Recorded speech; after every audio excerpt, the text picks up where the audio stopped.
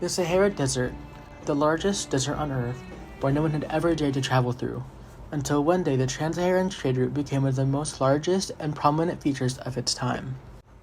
Trade routes usually started from the Mediterranean and Saudi Arabia. The routes were all over Africa and the Sahara, spanning to the Mamluk Sultanate, Ethiopia, Hausa, and Mali. The Middle East traded on camelback due to the invention of camel saddles, and traded things like gold, salt, and slaves.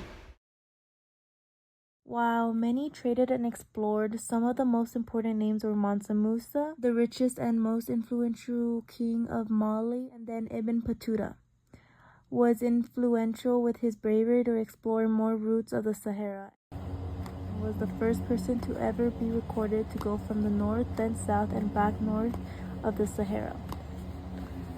Mansa Musa became one of the most important figures in this era because of his Hajj and spreading of wealth. His immense wealth afforded great commodities and advancement in general North and Saharan area for citizens with things like more public hospitals and public uses, and bringing scholars from around the world to Timbuktu.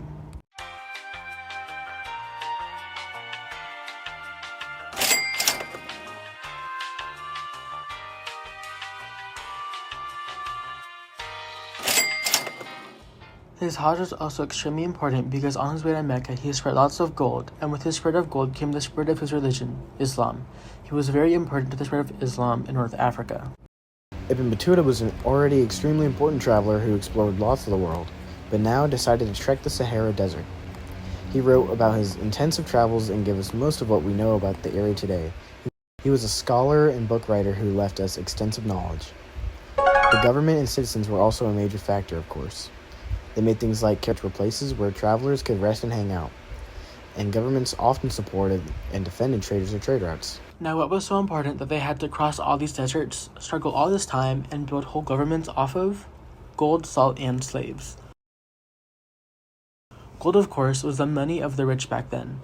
Anywhere you go, gold had value.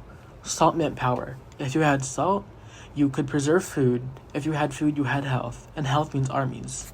And slaves, while unfortunate, they had their obvious use.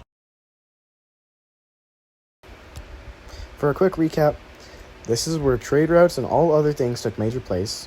Here's where the major civilizations and caravanserai were. These were the major people,